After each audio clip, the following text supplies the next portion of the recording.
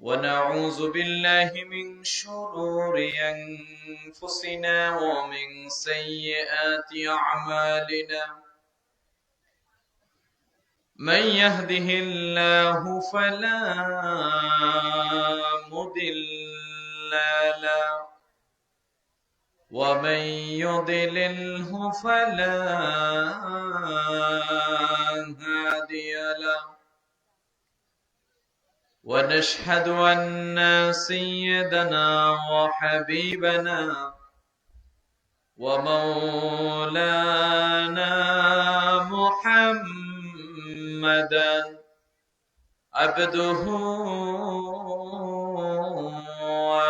ورسوله صلى الله تعالى عليه وعلى آله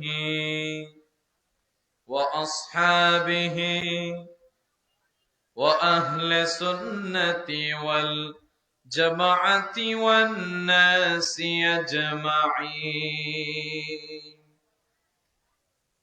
الذي أرسله بالحق بشيرا ونذيرا وداعيا إلى الله بإذنه وسراجا منيرا فقد قال الله تعالى في كلامه المجيد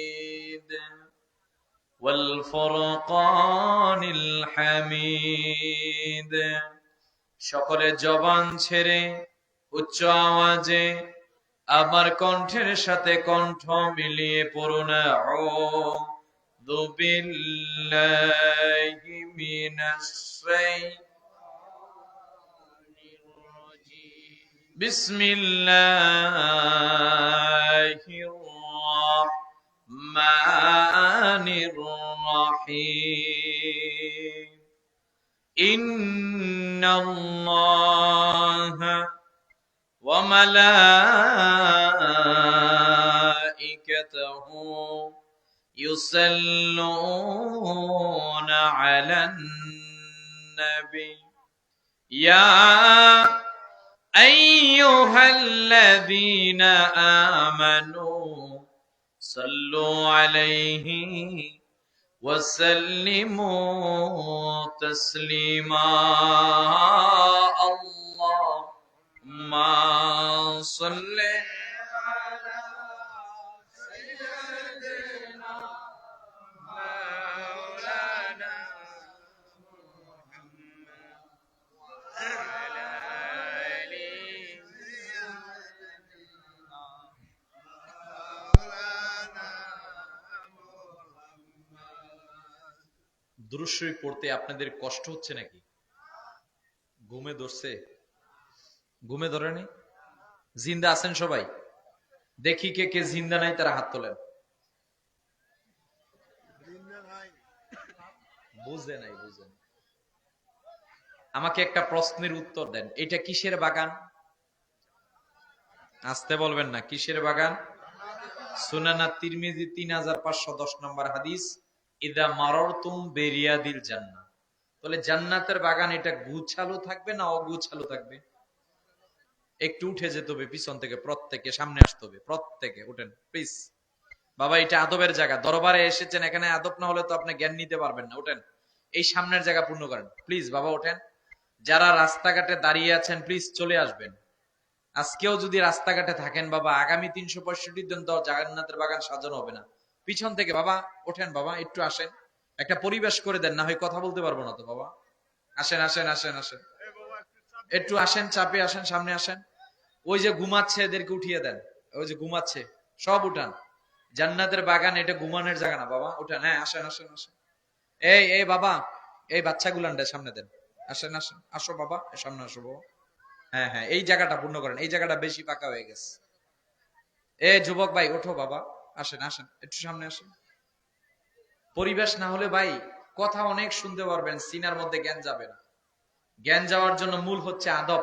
হ্যাঁ, এই যে এখন দেখেন কত সুন্দর দেখা যাচ্ছে, লোকজন কম হোক কোনো সমস্যা নেই, কিন্তু পরিবেশ সুন্দর না হলে তো ভাই ফায়দা নিতে পারবেন। হ্যাঁ, আর যারা সামনে দাঁড়িয়ে আছেন বসে যাবেন, কেউ দাঁড়িয়ে থাকবেন না। যারা চা খেতে গিয়েছেন বা হাজতে গিয়েছেন চলে আসবেন। একটু আওয়াজ দিয়ে সবাই একবার বলেন সুবহানাল্লাহ, আরো আওয়াজ দিয়ে বলেন আলহামদুলিল্লাহ, আওয়াজ দিয়ে বলেন আল্লাহু আকবার। সুনানে আবু দাউদ দ্বিতীয় খণ্ড হাদিস নাম্বার 2041। আমার নবীজি আমাদেরকে জানালেন, মা মিন আহাদিন ইউসাল্লিমু আলাইয়া ইল্লা রাদ্দাল্লাহু আলাইয়া রূহি হাত্তা রুদ্দা আলাইহিস সালাম। উম্মত, আমি এই দুনিয়া থেকে চলে যাওয়ার পর পৃথিবীর যে কোনো প্রান্ত থেকে আমার যে কোনো উম্মত যে কোনো সময় আমি মুহাম্মদ সাল্লাল্লাহু আলাইহি ওয়াসাল্লামের প্রতি দুরূদ শরীফ পড়বে, সামি'তু ওয়াজিবতু ওয়ারিফতু, আমি শুনবো, আমি চিনবো, আমি নিজ জবানে মদিনা শরীফ থেকে উম্মতের দুরুদের সালামের জবাব দিব। 11.5 লক্ষ হাদিসের পণ্ডিত ইমাম আহমদ ইবনে হাম্বল মুসনাদে আহমদের 21716 নম্বর হাদিসে উল্লেখ করলেন, ইন্না লিল্লাহি ওয়া মালাইকাতান সাইয়াহিনা ফিল আরদি ইউবাল্লিগুনি আন উম্মতিস সালাম। এই যে আজকে আপনি আমি, জায়গার নাম কি, মদনের পাড়া, এখন গড়িতে সময় রাত্র 12টা 31। এখন যে দুরূদ শরীফ পড়ছি, একদল ফেরেশতারা সোনার মদিনায় নিয়ে যাচ্ছে। আমার নবীজি আমাদেরকে দেখছেন, নবীজি নিজ জবানে আপনার আমার দুরুদের সালামের জবাব দিতেছে। হয় না? আরো আওয়াজ দিয়ে বলেন। তাহলে প্রিয় নবীজি যদি আপনার আমার দুরুদের সালামের জবাব নিজ জবানে দেন, তাহলে ওই নবীর শানে দুরূদ শরীফটা আসতে হবে না জোরে হবে? আমাকে একটু সাপোর্ট দিবেন। একে তো আমরা তো বসে অভ্যস্ত না, এটা তো দরবার, দরবারে বসে ওয়াজ করতে হয়। 2 নম্বর হচ্ছে, এত রাত্রে বেলা আমি বাংলাদেশে ওয়াজ করি নাই সচরাচর, রাত্রে 12:30 বাজে। সচরাচর আমাদের ঢাকার সিচুয়েশন 12টায় ওয়াজ শেষ, তো দরবারে মাহফিল তো সারা রাত্র ব্যাপী হয়। কথা বলেন না কেন? এজন্য আপনারা যদি একটু মনোযোগী হন, আমাকে যদি একটু সাউন্ড দেন, তাহলে আমি সুন্দর মতো ওয়াজটা ইনশাআল্লাহ করতে পারবো। মনোযোগ আছে তো ইনশাআল্লাহ? তাহলে জবান ছেড়ে একটা জবান বন্ধ রাখবেন না, উচ্চ আওয়াজে লাউডলি সকলে সমস্বরে পড়েন আল্লাহুম্মা সাল্লি আলা সাইয়্যিদিনা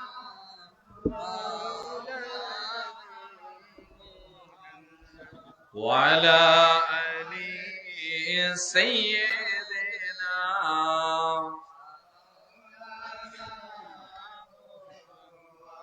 আপন আপন করে মন, কেউ তো তোমার আপন নয়,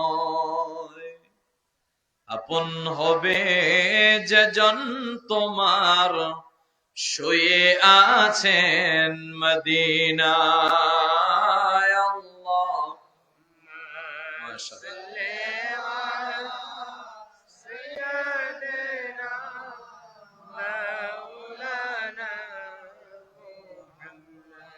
وعلى آل سيدنا।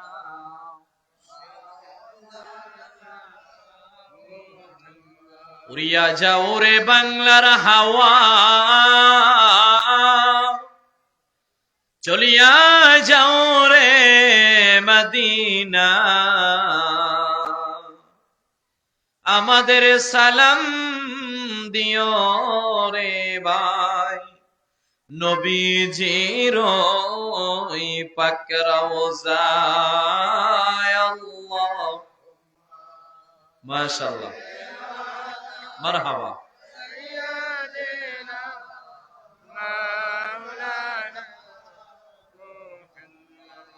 وعلى آل سيدنا।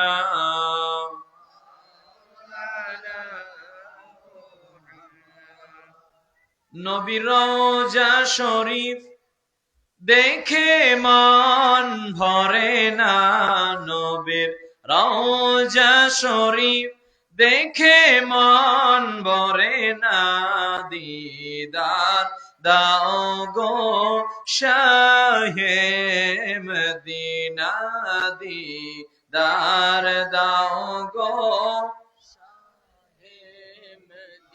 নবীর রওজা শরীফ দেখে মন ভরে না নবীর রওজা শরীফ দেখে মন ভরে না দিদার দাও গো শাহে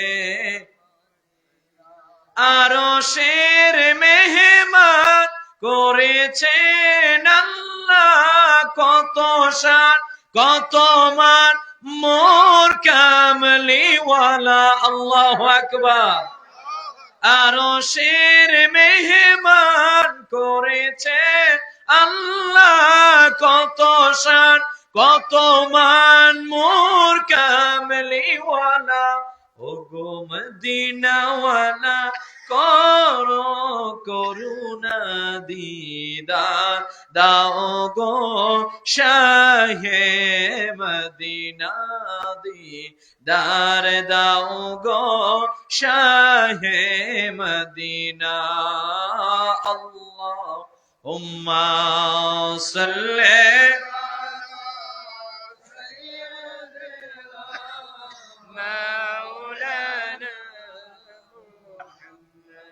وعلى آل سيدنا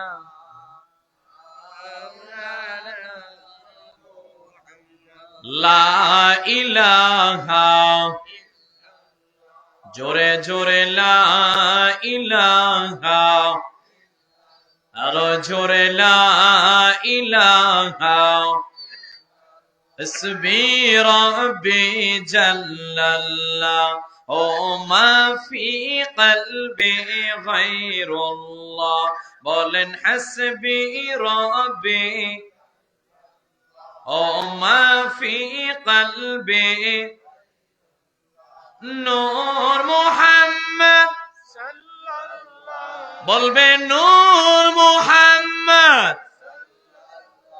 লা ইলাহা ইল্লাল্লাহ লা ইলাহা ভালো লাগে লা ইলাহা কলবেতে লা ইলাহা তুমি কাউরে বানাইলা সাফিউল্লাহ তুমি কাউরে বানাইলা রূহুল্লাহ বলেন তুমি কাউরে বানাইলা সাফিউল্লাহ তুমি কাউরে বানাইলা রূহুল্লাহ নবীকে বানাইলা তুমি নবীকে বানাইলা তুমি নূর মুহাম্মদ সাল্লাল্লাহু লা ইলাহা ভালো লাগে লা ইলাহা বহু দূরে মদিনা আমরা কেমনে যাব জানি না বলেন বহু দূরে আমরা কেমনে যাব দয়া করো দয়াল আল্লাহ দয়া করো উড়াও মনের বাসনা লা ইলাহা আল্লাহ আল্লাহ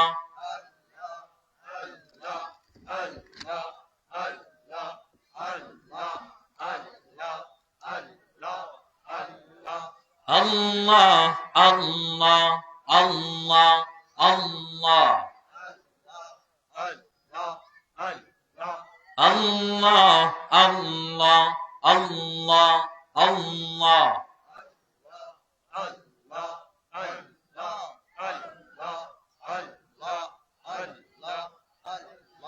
La ilaha illallahu Muhammadur Rasulullah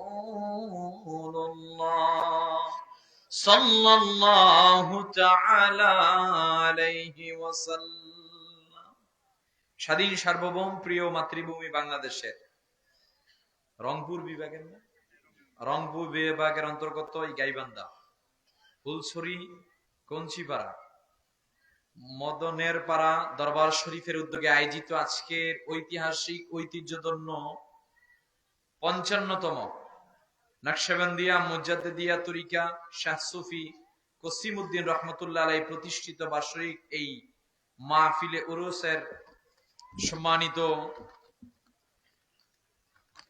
সভাপতি, আমাদের অত্যন্ত শ্রদ্ধাভাজন পীরে কামেল হযরতুল্লাহ হযরত মাওলানা মুহাম্মদ নুরুল ইসলাম আল মুজাদ্দিদি সাহেব, রামশহর দরবার শরীফ।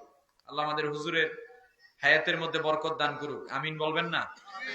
আজকের মাহফিলের সম্মানিত অন্যতম মধ্যমণি, কিছুক্ষণ পূর্বে আপনাদেরকে আলোচনা শোনাচ্ছিলেন সুদূর চট্টগ্রাম থেকে আগত বাইতুন নূর গাউসিয়া কমপ্লেক্সের সম্মানিত মহাপরিচালক, সমগ্র আরব জাহান ভ্রমণকারী হযরতুল্লাহ আলহাজ হযরত মাওলানা মুফতি ফয়জুল্লাহ নুরি সাহেব। আল্লাহ হুজুরকে কবুল করুক, আমিন বলবেন না? আলোচনা করেছেন উনি হযরত মাওলানা আব্দুস সামাদ আজাদি সাহেব, আমার পরক্ষণে আসবেন। বিশেষ করে এই মদনের পাড়া দরবার শরীফ হাফিজিয়া সুন্নিয়া মাদ্রাসার মুহতামিম হুজুরের সুযোগ্য নাতি হযরত মাওলানা মুহাম্মদ মোশাররফ হোসেন সাহেব, আরজ গুজারে হযরত মাওলানা শহীদুল ইসলাম ভাই যিনি আমাকে দাওয়াত দিয়েছেন, মোহাম্মদ চানমিয়া সাহেব। এছাড়াও স্টেজের মধ্যে আমি দেখতে পাচ্ছি সম্মানিত ওলামায়ে কেরামগণ, দরবারের বক্তমুরি সালেকগণ, আমার সামনে উপস্থিত আল্লাহ প্রেমিক, কোরআন প্রেমিক, নবী প্রেমিক, আমার সম্মানিত মুসল্লিয়ানে কেরাম, যে যেখান থেকে আমাদেরকে শুনছেন, ফেসবুক লাইভে যারা যুক্ত হয়েছেন কিংবা হবেন, পর্দার অন্তরালের সম্মানিতা মা বোনেরা, আমরা সকলকে নিয়ে চাচ্ছি এই কারণে আল্লাহর দরবারে শুকরিয়া আদায় করতে যে গভীর রজনীর এই মুহূর্তের মধ্যে, যখন প্রায় 1:45 গড়িতের সময়, ঠিক এই মুহূর্তের মধ্যে যে আল্লাহ সুবহানাহু ওয়া তাআলা আপনাকে আমাকে অসুস্থ অবস্থায় বাসাবাড়ি মেতে রাখেন নাই, দোকানপাটে গাফেলদের মতো অন্তর্ভুক্ত করেন নাই, রাস্তাঘাটে দাঁড় করান নাই, যে রব হাজারো ব্যস্ততাকে উপেক্ষা করে, ঘুমকে উপেক্ষা করে আজকের এত সুন্দর এই জান্নাতি পরিবেশে জান্নাতি চাদরে আবৃত হওয়ার জন্য তৌফিক দীক্ষা দান করেছেন। খুশি না খুশি? কম না বেশি? বেশি। যদি খুশি হন, জবান ছেড়ে উচ্চ আওয়াজে লাউডলি বলেন আলহামদুলিল্লাহ। আলহামদুলিল্লাহ। দুরূদ ও সালাম পেশ করছি রাহমাতাল লিল আলামিন, শাফিউল মুজনিবিন, সাইয়্যিদুল আম্বিয়া ওয়াল মুরসালিন, আফতাবে নবুওয়াত, শাহানশাহ রিসালাত, সরকারে দু আলম, মক্কার বাতি, মদিনার জ্যোতি, the wonder of the universe, আপনার আমার শাফাতের কান্ডারি মুহাম্মাদুর রাসূল পড়ে নেই সাল্লাল্লাহু আলাইহি ওয়াসাল্লামের উপর। সেই নবীজির উম্মত আল্লাহ সুবহানাহু ওয়া তাআলা আপনাকে আমাকে বিনা দরখাস্তে করেছেন, এজন্য জবান ছেড়ে আরেকবার পড়ছি আলহামদুলিল্লাহ। এবার বলেন আপনারা সকলে কেমন আছেন? আল্লাহর মেহেরবানিতে আল্লাহ আমাকে ভালো রেখেছেন। আমি অন্তরস্থল থেকে দোয়া করছি, মে আল্লাহ accept us to be together in Jannah as the way we are together here. আল্লাহ এই মদনের পাড়া দরবার শরীফের আজকের বাৎসরিক 2 দিন ব্যাপী মাহফিলের সমাপনী অধিবেশনে আমরা যারা এখানে এসে বসলাম, আপনি আমাদের প্রত্যেককে এইভাবে জান্নাতের মধ্যে বসার জন্য কবুল করে নেন। আল্লাহ আমাদের যাদের মা বাবা কবরবাসী হয়ে গিয়েছেন প্রত্যেককে আপনি মাফ করে দেন। এই 55তম মাহফিলের সঙ্গে যারা যুক্ত, আজকে যারা কবরে আছে, আল্লাহ প্রতিটা কবরকে আপনি জান্নাতের বাগিচায় রূপান্তরিত করে দেন। সম্মানিত উপস্থিতি, রাত্র গভীরের দিকে ধাবিত হয়ে গিয়েছে। আপনারা সম্মানিত উলামায়ে কেরামদের জবান মোবারক থেকে গুরুত্বপূর্ণ তাকরীর শুনেছেন। তো আমি এখন বসেছি, ইনশাআল্লাহ একটা সময় নির্ধারিত আছে, এর ভিতরে আমি কোরআনুল কারীমের 3 নম্বর সূরা, সূরা আল ইমরানের 164 নম্বর আয়াতকে আবর্তন করে নির্ভরযোগ্য মুফাসসিরদের দৃষ্টিকোণ থেকে, মুহাদ্দিসদের ব্যাখ্যার আলোকে বর্তমান প্রেক্ষাপটে কিছু কথা বলার জন্য চেষ্টা করব। আমার বলা, আপনাদের শোনা, প্রত্যেকের চিন্তা টেন্ডেন্সি একটাই, আমরা কথাগুলোর উপর আমল করব ইনশাআল্লাহ। বলেন ইনশাআল্লাহ। আরো আওয়াজ দিয়ে বলেন ইনশাআল্লাহ। তবে আপনার আমার আজকের এত সুন্দর একটা জান্নাতের বাগানে থাকার বসার পিছনে একজন দুশমন আছে, শত্রু আছে, নামটা কি জানি? ওনারা বলছে, আপনারা বলেন নাই। শয়তান নাম কি? আবার জোরে কইেন না, যদি ওসি স্যার ধরে লয়ে জায়গা। নাম কি? ইবনে কাসির বলছেন ও আল্লাহর ইবাদত করেছিল 6 লাখ বছর। কয় লাখ? আপনার এই মদনের পাড়া কয়জন লোক আছে 200 বছরের? আপনারই কিন্তু বলেছেন, একজনও নাই। আচ্ছা 150 বছরের, 120 এর পাওয়া যাইতে পারে, এইটাও নাই। হায় হায়। আর ও আল্লাহর ইবাদত করেছিল 6 লাখ বছর। 6 লক্ষ বছর ইবাদত করে আল্লাহর কাছে শুধু আমাদের বাবারে সিজদা দেন, আল্লাহর বাদ্যের কাতার থেকে অবাদ্যের কাতারের নামকে লিপিবদ্ধ করেছিল। আল্লাহ সে বলেছিল, আমি যেহেতু 6 লাখ বছর ইবাদত করেছি, এই 6 লক্ষ বছরের ইবাদতের বিনিময়ে আপনার কাছে 3টা জিনিস চাই। কয়টা? সবাই বলেন কয়টা? 1, কিয়ামত পর্যন্ত হায়াত। 2, আমি যাতে অসুস্থ না হই। 3, হাদিসের ভাষা মাজরাত দাম, আমি যাতে প্রতিটা বনি আদমের রক্তে চলাচল করতে পারি। আমার আল্লাহ ওই দিন ডাক দিয়ে বলছিলেন, যা 6 লক্ষ বছর ইবাদতের বিনিময়ে তোর এই 3টা শক্তি দিলাম, তুই কি করবি? ও আল্লাহর চ্যালেঞ্জ দিয়ে বলেছিল যে বনি আদম, যে আদমের কারণে আজকে আমি বাদ্যের কাতার থেকে অবাদ্যের কাতারের নামকে লিপিবদ্ধ করেছি, আমি দেখে নিব তারা কিভাবে আপনার ভালো কাজ করে। এই যে আপনারা আজকে আসলেন, দুনিয়ার সবাই খুশি, কুল কায়নাত ফেরেশতা সবাই খুশি, ইবলিশ খুশি হতে পারে না। ও আপনারা টেনশন ঢুকাই দেবে, যাও একটু ওয়াজের বাহিরে গিয়ে একটু টানাটানি করে আসো। কথা কন নাকি? ও ওয়াসওয়াসা দিবে আপনাকে বাড়িতে নেওয়ার জন্য। এজন্য আমরা শয়তানকে দূরীভূত করার জন্য প্রথমে একটা তাকবীর দিচ্ছি, নারে তাকবীর। সাউন্ড কি নির্বাচনে রেখে দিয়েছেন নাকি? আর আওয়াজ দিয়ে নারে তাকবীর, নারে রিসালাত, আহলে সুন্নাত ওয়াল জামাত। আল্লাহ কবুল করুক। ওই দিন আল্লাহ ইবলিসকে বলেছিল, তোকে 3 শক্তি দিলাম, তুই কি আমার বান্দাদেরকে জাহান্নামে নিবি? বলছে হ্যাঁ জাহান্নামে নিব। আমার আল্লাহ বলছেন, আমার বান্দা গোলামেরা যদি গুনাহ করতে করতে পার সমপরিমাণ করে ফেলে, এরা যদি মৃত্যুর পূর্বে একবার তাওবার মতো তওবা করে, আমি আল্লাহ তাদের জীবনের গুনাহ মাফ করে দেব। তাহলে ওই শয়তান ওয়াসওয়াসা দিবে, তাকে দূরীভূত করার জন্য আমরা আল্লাহর কাছে পানা চেয়ে নিলাম। বিসমিল্লাহির রহমানির রহিম। লাকাদ মান্নাল্লাহু আলাল মুমিনিনা ইয বাআসা ফীহিম রাসূলা ইয বাআসা ফীহিম রাসূলাম মিন আনফুসিহিম ইয়াতলু আলাইহিম আয়াতিহি ওয়া ইউযাক্কিহিম ওয়া ইউআল্লিমুহুমুল কিতাব ওয়াল হিকমা ওয়া ইন কানু মিন ক্বাবলু লাফী দালালিম মুবিন। আমরা এমন একটি কোরআন থেকে কথা শুনছি, এই কোরআনে কোনো ভুল নাই, সন্দেহ নাই, ডাউট নাই। আল্লাহ বলছেন, this is the book, a book in which there is nothing wrong. এটা তো ওই কোরআন যে কোরআনে কোনো সন্দেহ নাই, কোনো ডাউট নাই, চূড়ান্ত কথা আল্লাহ বলেছেন, surely I have prevailed the Quran and I secure its safety. Quran নাজিল করেছি আমি আল্লাহ, এর হেফাজতকারী আমি আল্লাহ বলেন সুবহানাল্লাহ। সে কোরআনুল কারীমের সূরা আল ইমরানের 164 নম্বর আয়াতে আল্লাহ বলেন, লাকাদ মান্নাল্লাহু আলাল মুমিনিন। আল্লাহ লাকাদ বললেন, তাকিদ দিলেন, নিশ্চয় আল্লাহ বলছেন। আল্লাহ বলছেন, শোনো, নিশ্চয় আমি আল্লাহ রাব্বুল আলামিনের পক্ষ থেকে ডিসাইড, সিদ্ধান্ত এটা, মান্নাল্লাহু আলাল মুমিনিন, আমি মুমিনদের প্রতি অনুগ্রহ করেছি। সুবহানাল্লাহ।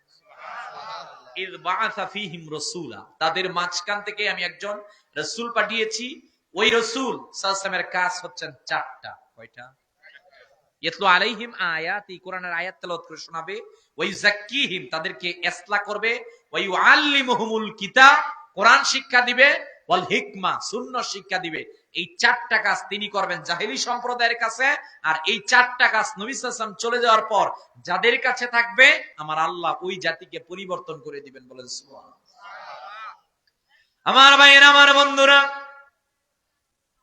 এই কোরআন নিয়ে যদি আপনি গবেষণা করেন, এই কোরআনের ব্যাপারে আমার আল্লাহ কোরআনের মধ্যে বললেন, সূরা নাহলের 89 নম্বর আয়াতে আল্লাহ বললেন, ওয়ানাজ্জালনা আলাইকাল কিতাবা তিবয়ানাল লিকুল্লি শাইইন ওয়া হুদান ওয়া রাহমাতান ওয়া বুশরা লিল মুসলিমিন। বলেন আল্লাহু আকবার।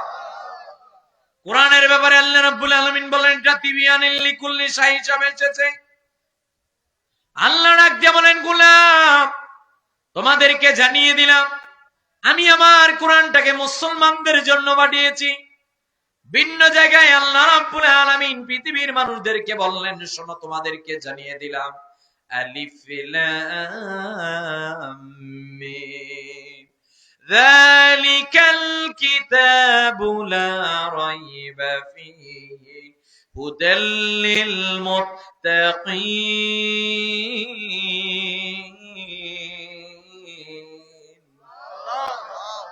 আল্লাহ কোরআনের ব্যাপারে বললেন এটা মুসলমানদের জন্য, কোরআনের ব্যাপারে বলেন এটা মুত্তাকিদের জন্য। আবার কোরআনের সূরা বাকারার 185 নম্বর আয়াতে বললেন এটা বিশ্ববাসীদের জন্য এসেছে। আমার ভাইয়েরা, আমার বন্ধুরা, যেই আয়াত নিয়ে আমরা কথা বলছি এই আয়াতের মধ্যে আমার আল্লাহ ডাক দিয়ে বলেন হাবিব আমি আল্লাহ লাকাদ মান্নাল্লাহু আলাল মুমিনিন আমি আপনাকে মুমিনদের জন্য অনুগ্রহ করে বাড়ালাম। আমরা যদি আমাদের আল্লাহর কাছে প্রশ্ন করি আল্লাহ আপনার কোরআনের ব্যাপারে বলেছেন এটা মুসলমানদের জন্য, কোরআনের ব্যাপারে আপনি বলেছেন মুত্তাকিদের জন্য, কোরআনের ব্যাপারে আপনি বলেছেন সবার জন্য পাঠিয়েছেন, তাহলে আপনার হাবিবের ক্ষেত্রে কি বললেন? আপনার হাবিব কি শুধুমাত্র মুমিনদের জন্য নাকি? আল্লাহ ডাক দিয়ে বললেন না না না, আবার হাবিবকে শুধুমাত্র আমি মুত্তাকিদের জন্য পাঠাই নাই।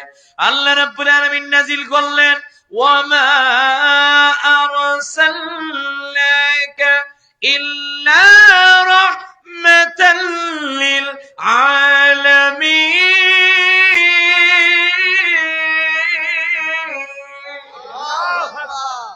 আল্লাহ বললে আমার হাবিবকে আমি পাঠিয়েছি রহমত হিসাবে। আলহামদুলিল্লাহি রাব্বিল আলামিন। আমি আল্লাহ যতটুকুনের জন্য রব, আমার বন্ধু মুহাম্মদ সাল্লাল্লাহু আলাইহি ততটুকুনের জন্য হচ্ছেন রহমত। সুবহানাল্লাহ হইছে ঘুমের সুবহানাল্লাহ, জিন্দা মানুষের মতো বলেন সুবহানাল্লাহ। একটু সাউন্ড দিয়েন ভাই, সাউন্ড বক্স নাই তো, সমস্যা অনেক, এগুলো সব বলা যাইতো না, দরবার তো, এটা আদবের জায়গা, কথা কোন নাকি? তাহলে আমি কিচ্ছা কাহিনী শুরু করব না তাফসির শুরু করব? কিচ্ছা কাহিনী বাদ দিয়ে কোরআনের কিচ্ছা হলে ভালো, মোস্ট ওয়েলকাম, আর কোরআন থেকে তাফসির হলে আরো ভালো, কথা কোন নাকি? এটা আপনার লাভ হবে, যেহেতু দরবারে আপনি এসেছেন, দূর দূরান্ত থেকে এসেছেন কিছু শিখার জন্য, knowledge to know what we know and to know what we do not know, that is wisdom. আরে জ্ঞান, নলেজ ওইটা যেটা জানেন ওইটা আরো জানা, কারণ পৃথিবীতে জানার শেষ, কথা বলেন জানার শেষ, যেটা জানেন না ওইটা জানবেন, আর যেটা জানেন ওইটা আরো জানবেন। তো আমরা এসেছি জ্ঞান অর্জন করার জন্য, এখান থেকে কিছু জ্ঞানী অর্জন করি। তো আল্লাহ বলছেন এই কোরআনকে আমি মুসলমানদের জন্য পাঠালাম, এই কোরআনকে আমি মুত্তাকিদের জন্য পাঠালাম, এই একই কোরআনকে আমি বিশ্ববাসীদের জন্য পাঠালাম। কিন্তু সূরা আল ইমরানের 164 নম্বর আয়াতে আল্লাহ বলেন লাকাদ মান্নাল্লাহু আলাল মুমিনিন, আমার হাবিব মুহাম্মদ সাল্লাল্লাহু আলাইহি ওয়াসাল্লামকে অনুগ্রহ করলাম মুমিনদের জন্য। আমরা যদি আল্লাহকে বলি আল্লাহ আপনার হাবিবকে শুধু মুমিনদের জন্য, আল্লাহ বলছেন না শুধু মুমিনদের জন্য, আমার হাবিব সবার জন্য রহমত। সুবহানাল্লাহ। ভিন্ন জায়গায় আল্লাহ রাব্বুল আলামিন বললেন ওয়ামা আরসালনাকা ইল্লা কাফাতাল লিন-নাসি বাশীরা ওয়া নাযীরা ওয়ালাকিন্না আকসারান নাসি লা ইয়ালামুন।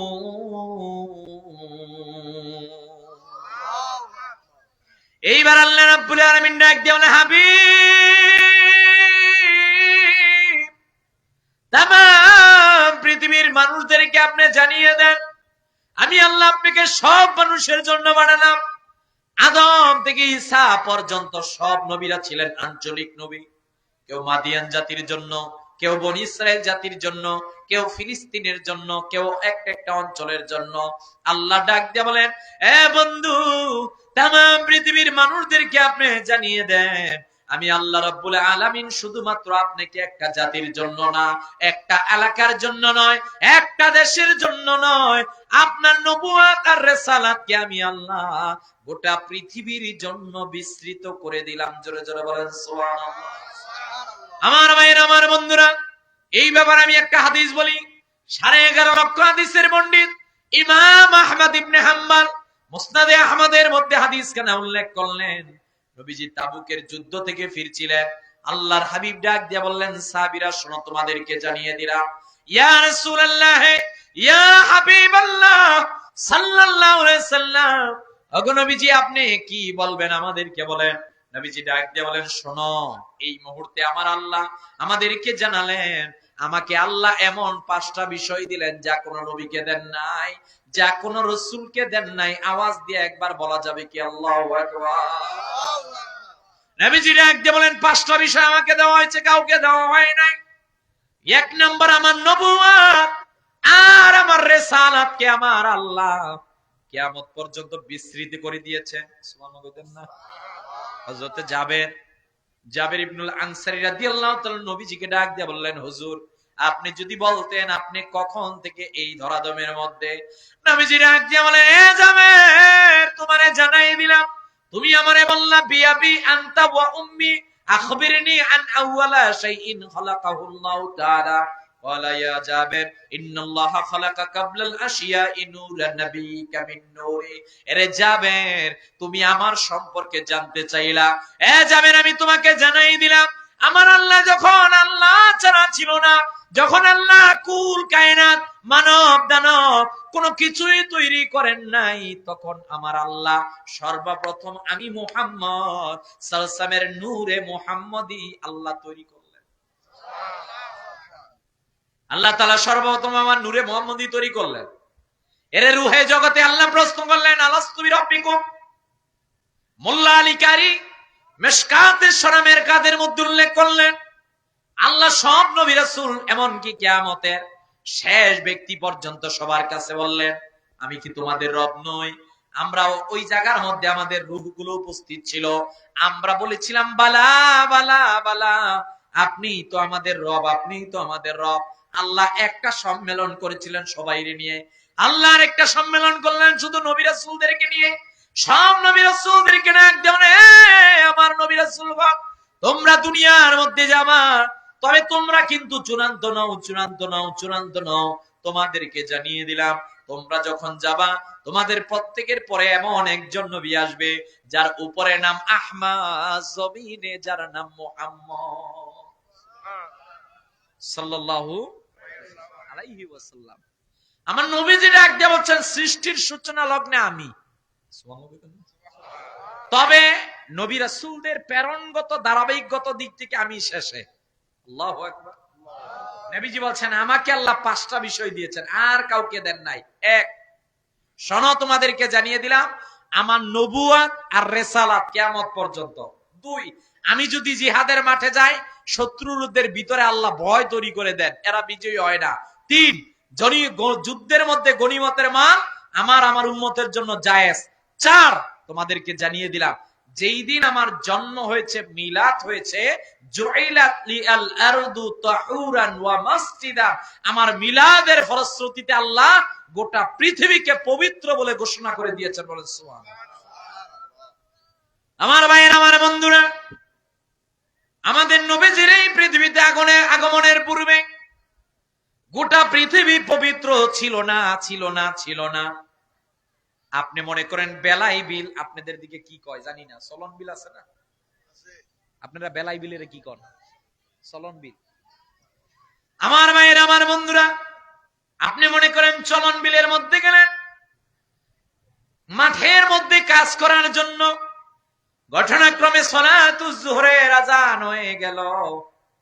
আপনার এইবার ওযু আছে, ওয়াক্ত চলে এসেছে। আপনি যদি মাঠের একটা উঁচু জায়গার মধ্যে বসে এইবার সালাতুজ যোহরের নামাজের নিয়ত করেন, আমার নবীজির খাতিরে আমার আল্লাহ আপনার নামাজকে কবুল করে নেবেন। সুবহানাল্লাহ। কিন্তু পূর্বের জামানার জন্য এই শরীয়ত ছিল না।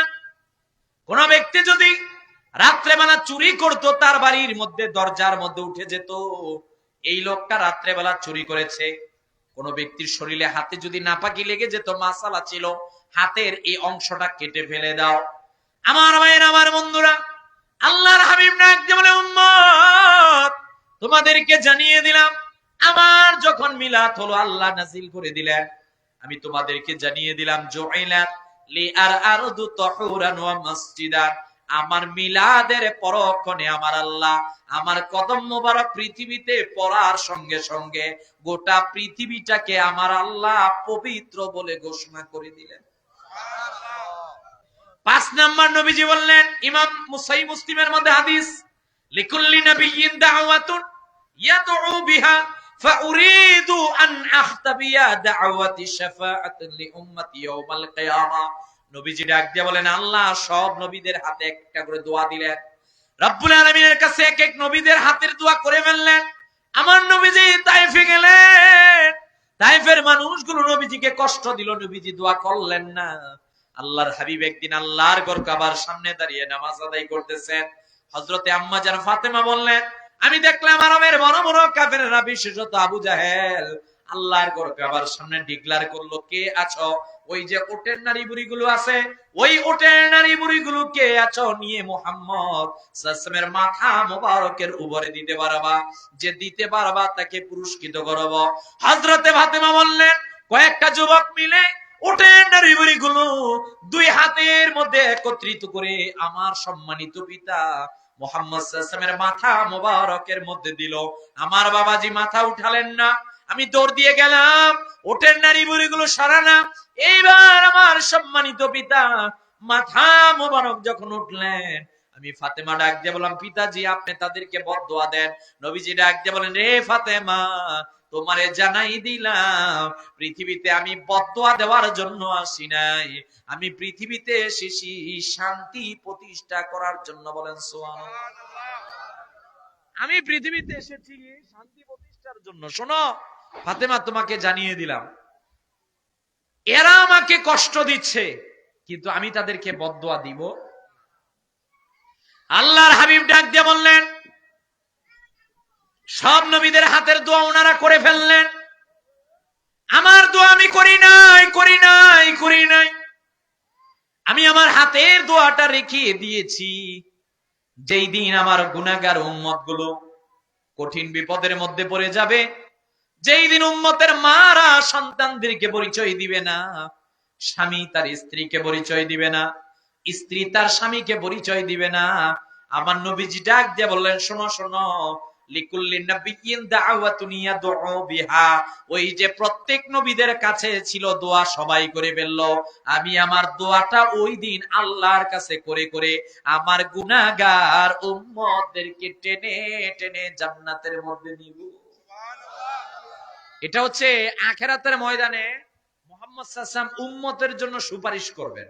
সুবহানাল্লাহ। আমাদের আহলে সুন্নাত ওয়াল জামাতের আকীদা হচ্ছে আখিরাতের ময়দানে মুহাম্মদ সাল্লাল্লাহু আলাইহি ওয়াসাল্লাম সুপারিশ করবেন। কথা বলেন না কেন? এটা আমাদের বিশ্বাস, এটা আমাদের হাদিস থেকে আমরা পাই। অসংখ্য নয়, এটা হাদিসে মুতাওয়াতির, রাসূলুল্লাহ সাল্লাল্লাহু আলাইহি ওয়াসাল্লামের শাফাত। কিন্তু আজকে সমাজের মধ্যে একদল বিভ্রান্তকারী আছে, যারা উম্মার মাঝখানে ফিতনা তৈরি করতে চায়। এরা বলে, কিসের মুহাম্মদ সাল্লাল্লাহু আলাইহি ওয়াসাল্লাম সুপারিশ করবেন, বরঞ্চ আখিরাতের ময়দানে উনি ওনাকে নিয়েই ব্যস্ত হয়ে যাবেন। আরে মানি না, আরো আওয়াজ দিয়ে বলেন। এই যে একটা মাস চলতেছে, মাসটার নাম কি আরবি? শাবান মাস। আল্লাহুম্মা বারিক লানা ফি রাজাবা ওয়া শাবান ওয়া বাল্লিগনা রমাদান। এরা শাবানের মাসে আপনাকে ফিতনার মধ্যে ফেলবে। আপনি এতকাল জানেন, ইযা কানাত লাইলাতুন নিসফি মিন শাবান ফাকুমু লাইলাহা ওয়া সুমু নাহারা। রাত্রে বেলা ইবাদত করো, দিনে রোজা রাখো। রাত্রে বেলা ইবাদত, দিনে রোজা, এটা রাসূলুল্লাহ সাল্লাল্লাহু আলাইহি ওয়াসাল্লামের সুন্নাত। সুবহানাল্লাহ বলবেন। আপনি এতকাল জানলেন, এরা আজকে সমাজের মধ্যে ফিতনা তৈরি করে বলবে, না না না না, শবে বরাত উপলক্ষে কোনো ইবাদত করা যাবে না, বরঞ্চ শবে বরাতের ইবাদত না করে বেশ্যাখানায় যাওয়া নাকি ভালো। আরে মানি না, আরো আওয়াজ দিয়ে বলেন।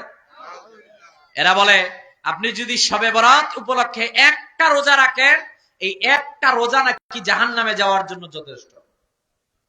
হয় না? আরো আওয়াজ দিয়ে বলেন। এদের ক্যারেক্টার, চরিত্র কিছুদিন আগে দেখলাম, এরা এদেরকে নিজেদেরকে নাম দিয়েছে তাওহীদি জনতা। কি জনতা? এরা মাজার ভাঙে, আল্লাহু আকবার। এরা মানুষের চুল কাটে, আল্লাহু আকবার। এরা মসজিদ মাদ্রাসা ভাঙে, আল্লাহু আকবার। এখন এদের এতই স্পর্ধা হয়ে গেছে, স্পর্ধার কারণে এখন তারা বাবা শাহজালাল ইয়েমেনের মাজারকে ভাঙার জন্য উঠে পড়ে লেগেছে। তাদেরকে জানিয়ে দিতে চাই, এইটা আউলিয়া কেরামদের দেশ, আল্লাহর ওলিদের দেশ। এই দেশের মধ্যে কেউ যদি শাহজালাল ইয়েমেনের মাজারকে ভাঙতে আসে, ওই হাতকে আমরা ভেঙে চুরমার করে দিব। কথা বলেন ঠিক কিনা? নারে তাকবীর, নারে রিসালাত। ইয়া রাসূলুল্লাহ, প্লিজ আপনি কার বিরুদ্ধে আঙ্গুল তুলছেন? উনি না আসলে আপনি আমি হিন্দু থাকতাম, হিন্দু। ইতিহাস পড়েন, ভারতীয় উপমহাদেশের প্রথম মুসলমান, বর্তমান কেরালার রাজা চেরামল পেরুমল, তিনি দেখলেন মুহাম্মদ সাল্লাল্লাহু আলাইহি ওয়াসাল্লামের শাহাদাত আঙ্গুল মোবারকে ইশারার কারণে চাঁদ দুই টুকরো হয়ে গেছে। তিনি বর্তমান ইন্ডিয়ার, ভারতের কেরালা থেকে মুহাম্মদ সাল্লাল্লাহু আলাইহি ওয়াসাল্লামের কাছে গেলেন। মুস্তাদরাক আলা সাইয়্যিদ হাদিস সাক্ষী, আল্লাহর হাবিব সাল্লাল্লাহু আলাইহি ওয়াসাল্লামের কাছে যাওয়ার পর তিনি রাসূলুল্লাহ সাল্লাল্লাহু আলাইহি ওয়াসাল্লামের কাছে হাত রেখে মুসলমান হয়েছেন। ইতিহাস, ভারতীয় উপমহাদেশের প্রথম মুসলমান তিনি। আচ্ছা, রাসূলুল্লাহ সাল্লাল্লাহু আলাইহি ওয়াসাল্লাম চলে যাওয়ার পরবর্তীতে 712 মোহাম্মদ বিন কাসেম, আল্লাহর হাবিবের 80 বছর পর মোহাম্মদ বিন কাসিম এই ভারতীয় উপমহাদেশে ইসলামের পতাকা আনলেন। ইতিহাসের দিকে তাকান, এর পরবর্তীতে 1200 খ্রিস্টাব্দের পরবর্তীতে ইখতিয়ারউদ্দিন মোহাম্মদ বিন বখতিয়ার খলজি, 1303 দিকে আপনি তাকান, শাহজালাল ইয়ামানি রহমাতুল্লাহ আলাইহি আসলেন। এরপর আপনার এলাকায় শাহ মাহদুম, এই রকমের শাহরুপোস, এই রকমের আল্লাহর ওলিদের দিকে তাকান। ওনাদের দাওয়াতের ফলশ্রুতিতেই আজকে 90% মুসলমান। কথা বলেন না কেন? এই ওলি, এই আল্লাহর ওলিরা ভাই কি অবদান রেখেছেন, এইটা আপনি যে ভুলে যাচ্ছেন, এটা নিমক হারামি হচ্ছে। আল্লাহর ওলিরা যদি দাওয়াত না দিত, আমরা মুসলমান হওয়ার কোনো সুযোগ থাকতো না। কথা বলেন না কেন? তাহলে এইটা তো বাংলাদেশ, এটা স্বাধীন সার্বভৌম প্রিয় মাতৃভূমি বাংলাদেশ, এটা আউলিয়া কেরামদের বাংলাদেশ, খানকার দেশ বাংলাদেশ, মাদ্রাসার দেশ বাংলাদেশ, মসজিদের দেশ বাংলাদেশ, পীর আউলিয়া কেরামদের দেশ বাংলাদেশ। যারাই এই রকমের সহি বিষয়গুলোর উপরে হাত তুলতে যাবে, ওই হাতকে, ওই জবানকে আমরা বিনা চ্যালেঞ্জে ছেড়ে দিব না। কথা বলেন ঠিক কিনা? বিনা চ্যালেঞ্জে ছাড়া যাবে না। এই যে এখন নির্বাচন হচ্ছে, সবাই দেখবেন নির্বাচনী কাজ শুরু করেছে শাহজালাল ইয়ামানির মাজার জিয়ারত করে। কথা বলেন না কে? আপনারা জনাব তারেক রহমান সাহেব, ওনাকে দেখেছেন, আপনাদের এখানেও তো কয়েকদিন আগে আসছিল রাজশাহীতে। কথা বলেন না কে? এক এক জায়গায় এক একজন আল্লাহর ওলি শুয়ে আছেন। প্লিজ যারা আজকে এই আল্লাহর ওলিদের বিরুদ্ধে আঙ্গুল তুলছেন, আমি বলছি ছোট্ট মানুষ, একটা বড় কথা বলছি, যেই আঙ্গুল আল্লাহর ওলির বিরুদ্ধে তুলেছেন, ওই আঙ্গুল পুড়ে যাবে। কথা বলেন না কেন? ওই আঙ্গুল থাকবে না। এই ক্ষমতা, এইটার নাম মরিস্টার মূল্য, একাল্লা মূলা, এইটা ক্ষমতা নয়। আল্লাহর ওলিদেরকে মাইনাস করে কেউ টিকতে পারে নাই, আর কেউ টিকে থাকতে পারবেও না। কথা বলেন ঠিক কিনা? সুতরাং আপনি যেইটাই করেন, আল্লাহর ওলিদেরকে নেগলেক্ট চোখে দেখবেন না, ওনাদের বিরুদ্ধে কথা বলবেন না, ওনাদের বিরুদ্ধে ফেসবুকে লিখবেন না। আল্লাহর ওলিরা আছেন, চলে গেছেন কথা ঠিক, তবে ওনাদের অবদান যারা ভুলে যাবে, এরা ইতিহাসের মধ্যে বেঈমান আর নিমক হারাম হিসাবে পরিচিত হবে। কথা বলেন ঠিক?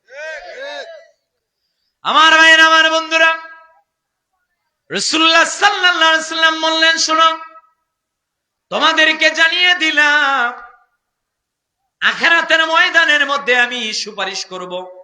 ইমাম শামসুদ্দিন যাহাবী ওনার কিতাবে উল্লেখ করলেন, আখিরাতের ময়দানে মুহাম্মদ সাল্লাল্লাহু আলাইহি ওয়াসাল্লাম 1 নয় 2 নয় 10 ধরনের উম্মতের জন্য সুপারিশ করবেন। এইবার আমাদের আলোচ্য বিষয়ের দিকে আপনি ঢুকেন। প্রিয় নবীজি সাল্লাল্লাহু আলাইহি ওয়াসাল্লাম বলেন, উম্মত, আমাকে আল্লাহ রাব্বুল আলামিন তোমাদের জন্য পাঠিয়েছেন মান্নাল্লাহু আলাল মুমিনিন, মুমিনদের জন্য রহমত হিসাবে। প্রিয় ভাই, কত রহমত আছে তাকাই কেন দেখেন না? এই যে আমাদের দুইটা চোখ, এই দুইটা রহমত। আরে যার চোখ নাই সে বুঝে চোখ না থাকার কি যন্ত্রণা। যার হাত নাই সে বুঝে হাত না থাকার কি যন্ত্রণা। যার পা নাই সে বুঝে পা না থাকার কি যন্ত্রণা। প্রিয় ভাইয়ের, আমার বন্ধুরা আমার, আল্লাহ আমাদেরকে চোখ দিলেন, হাত দিলেন, পা দিলেন, সুস্থ একটা দেহ দিলেন, এটা নিয়ামত। কথা বল না কে? আধুনিক চিকিৎসা বিজ্ঞান বলে বাংলাদেশের মধ্যে আমরা যারা বসবাস করি, প্রতি মাসে 27 লক্ষ টাকার অক্সিজেন গ্রহণ করি। আল্লাহ যদি বলতেন, এই গাইবান্ধার মুসলমান, প্রতি মাসে 27 লক্ষ টাকা মসজিদে দিবি, তারপর অক্সিজেন নিবি, উপায় আসিল নি? কথা বলে আপনার এলাকায় কয়জন আছে 27 লক্ষ টাকা প্রতি মাসে মসজিদে দিয়ে অক্সিজেন নিবে? 5 জন? একজনও নাই, একজনও নাই। প্রিয় ভাই, এই জন্য সুস্থতা এটা জীবনের সবচেয়ে বড় দৌলত, নিয়ামত। কথা বল নাকি?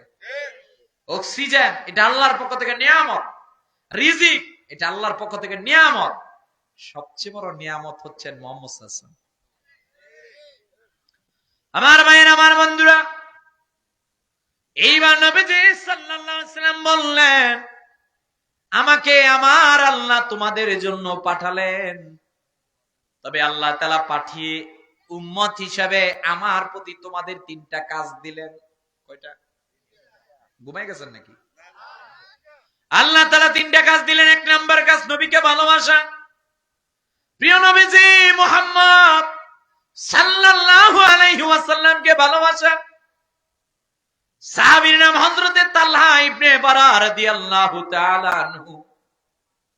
সুনানে আবু দাউদের মধ্যে হাদিস কানে এসেছে, সুনানে আবু দাউদ 2747 নাম্বার হাদিস। সাহাবী বলেন, নবীজি আসলেন মক্কা থেকে হিজরত করে মদিনার মধ্যে।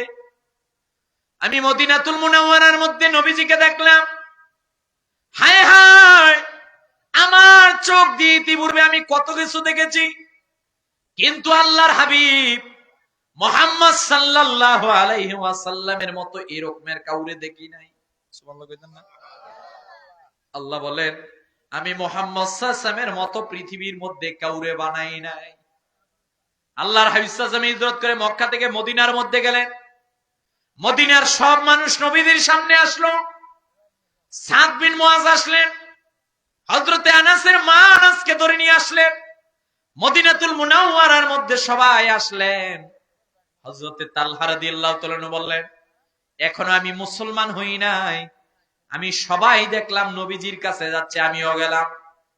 আমি আল্লাহর হাবিব সাল্লাল্লাহু আলাইহি ওয়াসাল্লামকে প্রথম দেখা দেখলাম।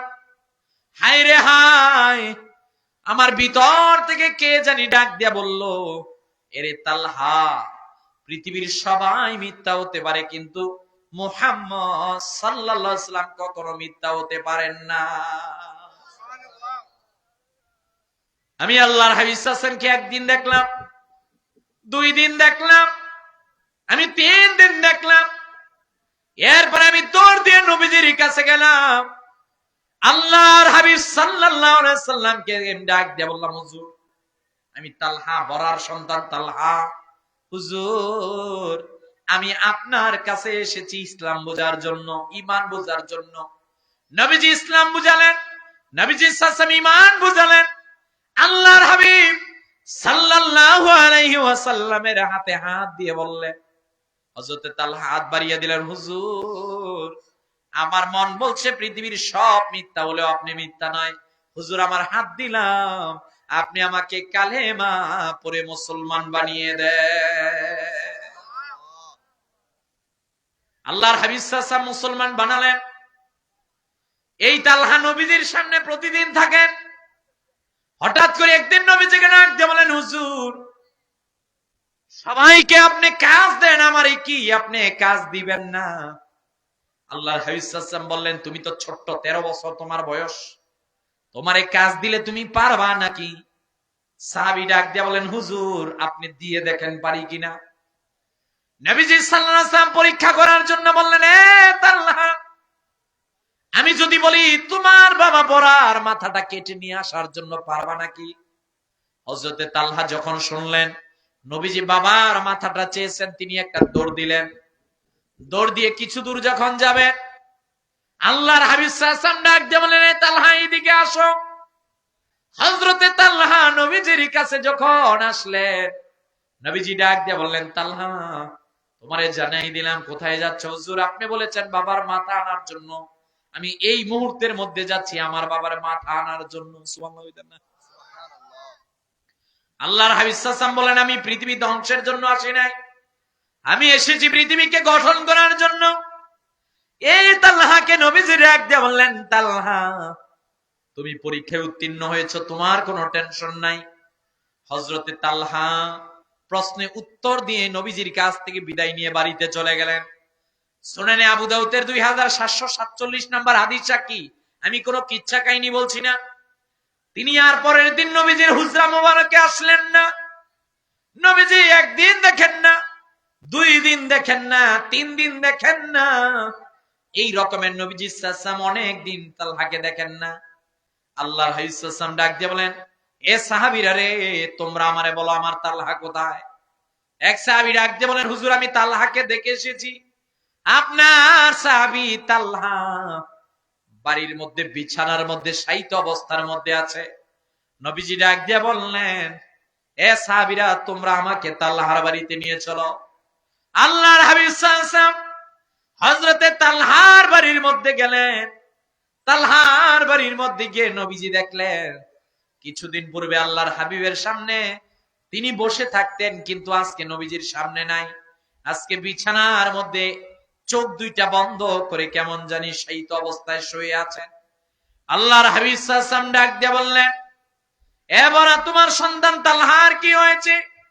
ডাক দিয়ে বললেন, হুজুর, ইয়া রাসূলুল্লাহ, ইয়া হাবিবাল্লাহ সাল্লাল্লাহু আলাইহি ওয়াসাল্লাম, ওগো নবীজি একবারের জন্য জানিয়ে দিলাম আমার সন্তান আপনার কাছ থেকে এসে বাড়িতে অসুস্থ অবস্থায় পড়ে রয়েছে। হুজুর আমি বুঝতেছি না কি করব। নবীজি ডাক দিয়ে বললেন, আমি তোমার একটা কথা বলি। কথা বলার আগে নবীজির নুরানি হাত মোবারক হযরতে তালহার মাথা বরাবর দিয়েছিল। এইবার বাবা বড়াকে ডাক দিয়ে বললেন, বড়া তোমার একটা কথা বলি, যদি তোমার সন্তান আজকে রাত্রে বেলা ইন্তেকাল করে রে, আমি মুহাম্মদ সাল্লাল্লাহু আলাইহি ওয়াসাল্লামকে বলবা, আমি মুহাম্মদ সাল্লাল্লাহু আলাইহি ওয়াসাল্লাম নিজে এসে তোমার সন্তানের জানাজার নামাজ পড়াবো।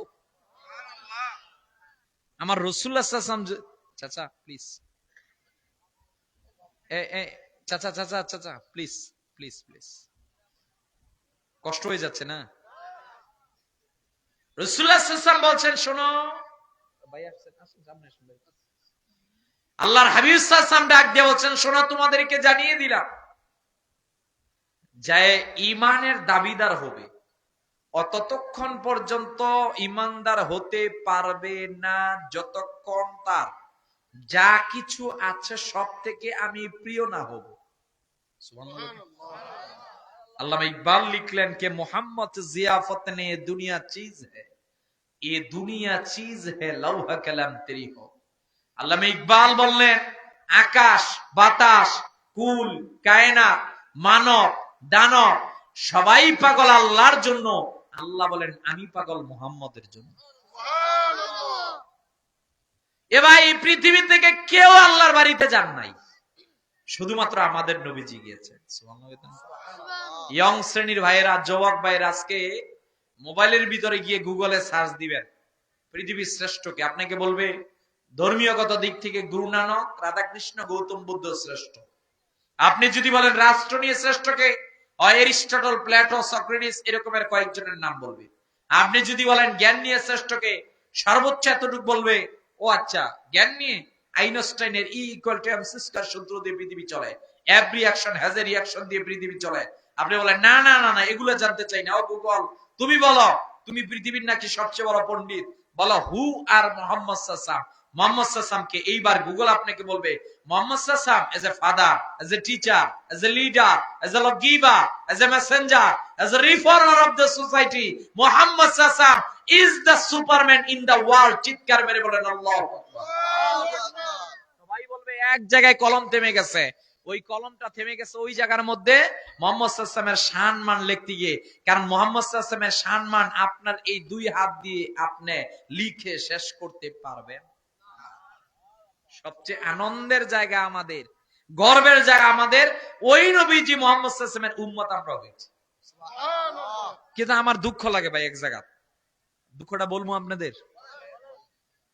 আমাদের মতো দাঁড়িয়ে আছে, টুপি আছে, পাগড়ি আছে, সব আমাদের মতো আছে, কিন্তু আমাদের ভাইদেরকে দেখি বলে মুহাম্মদ সাল্লাল্লাহু আলাইহি ওয়াসাল্লামের চেহারা মোবারক নাকি আবু জাহেলের মতো ছিল। আরে মানি না, আরো আওয়াজ দিয়ে বলে। এ ভাই, আউলিয়া কেরামদের কাছে কেন আসি? আউলিয়ায়ে কেরামগণ আমাদেরকে এই জিনিস প্রথম শিক্ষা দেয়, ঈমানের প্রথম সবকটাই হচ্ছে নবীর ভালোবাসা। কথা বলেন না কেন? ও বলছে আমার নবীজির চেহারা মোবারক নাকি আবু জাহেলের মতো দেখতে ছিল, অথচ হযরত জিবরাইল বলছেন, খতিব কাস্তালানী মাওয়াহিবুল্লাহ দুনিয়ার মধ্যে উল্লেখ করলেন, হযরত জিবরাইল বলছেন, কাল্লাতুল আরদু মাশারিকিহা ওয়া মাগারিবিহা ফালাম আজিদ রাজুলান। জিবরাইল বলছেন, মুহাম্মদ সাল্লাল্লাহু আলাইহি ওয়াসাল্লাম, আমি কোন নবীর কাছে 4 বার, কোন নবীর কাছে 40 বার, কোন নবীর কাছে 400 বার গিয়েছি, ফালাম আজিদ রাজুলান, আপনার মতো আমার আল্লাহ কাউরে বানায় নাই। হাসান বিন সাবিত বললেন, ওয়া আহসানু মিন কালাম তারাকাতু আইনি ওয়া আজমালু মিন কালাম তালিদিন নিসা। মা আমিনা, পৃথিবীর মধ্যে যত নারীরা তাদের রেহেমে সন্তান ধারণ করেছে, ও মা আমিনা, আপনার মতো আপনি যে মুহাম্মদ সাল্লাল্লাহু আলাইহি ওয়াসাল্লামকে ধারণ করেছেন, এই রকমের কোন নারী ধারণ করতে পারে নাই। বলেন আল্লাহু আকবার।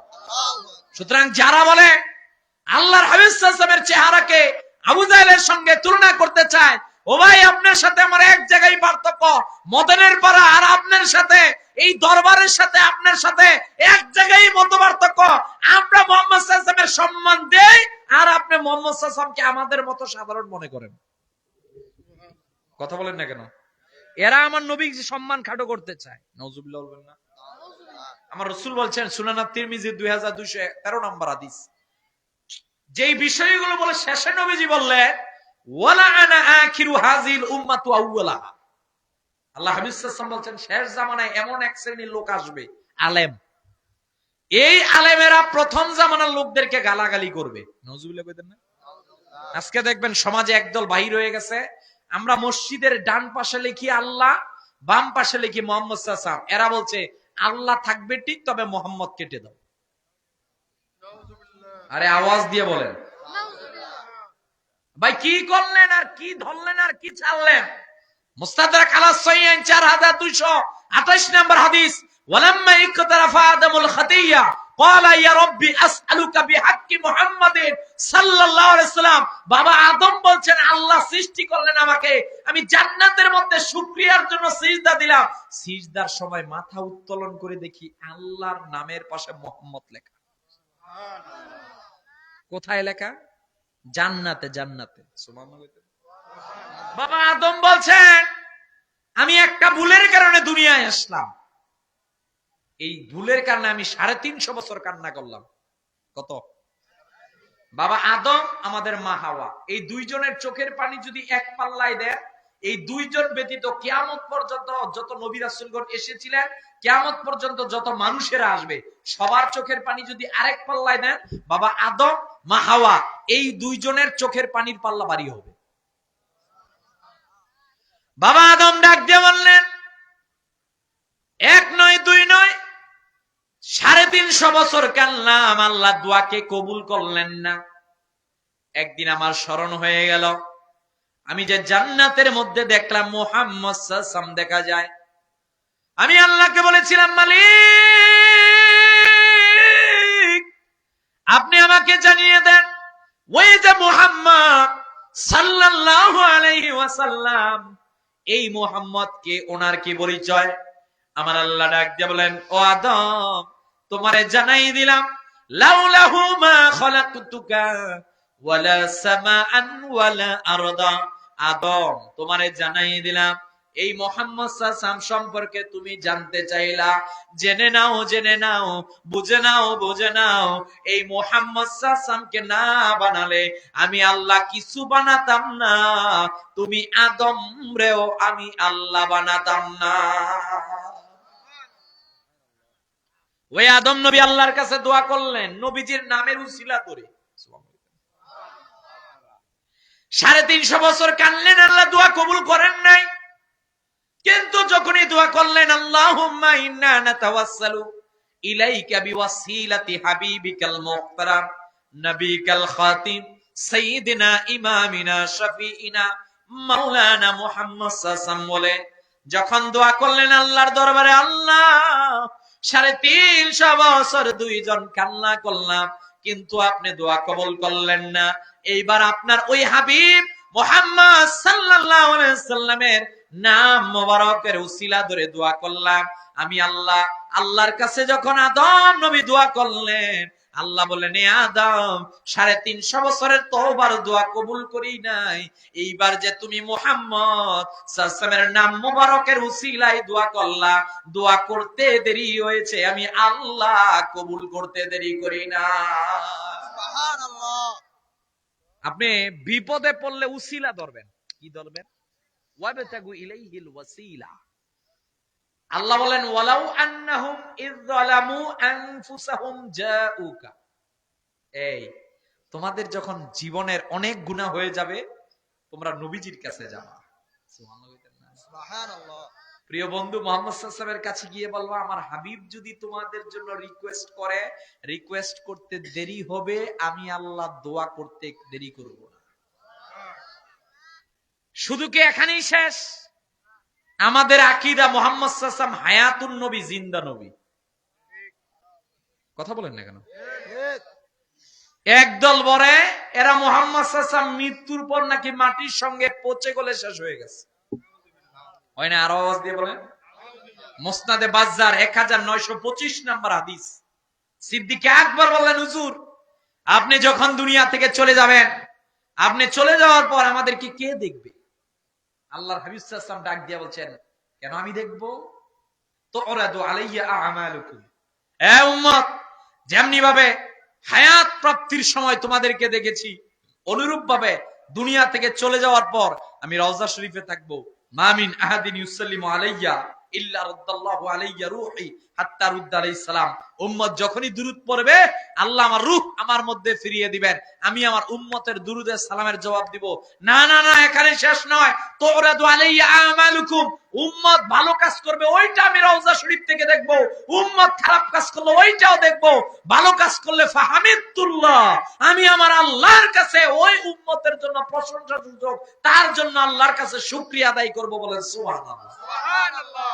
তাহলে এরা বলে আমার নবী মুহাম্মদ সাল্লাল্লাহু আলাইহি ওয়াসাল্লাম তিনি নাকি মাটির সঙ্গে গলে পচে শেষ হয়ে গেছে। নাউজুবিল্লাহ। আপনি হজ করতে মক্কায় যাবেন, দেখবেন আমাদের বাইরা বলছে আপনি মক্কায় যাবেন, মদিনায় যেতে পারবেন না। বলে না? বলে। এটা বাইরা ফেসবুক ইউটিউব চালা, ওনারা দেখে। এ বেটা, তুমি হজ পাইলা কার মাধ্যমে? আদম নবীর মাধ্যমে নয়, ঈসা নবীর মাধ্যমে নয়, তুমি হজ পেয়েছো মুহাম্মদ সাল্লাল্লাহু আলাইহি ওয়াসাল্লামের মাধ্যমে। ঠিক। কথা বলেন না কেন? আপনি হজ তো আদম নবী আপনাকে এসে বলে যায় নাই, ইব্রাহিম নবী আলাইহিস সালাতু ওয়াস সালাম বলে যায় নাই, ঈসা নবী বলে যায় নাই।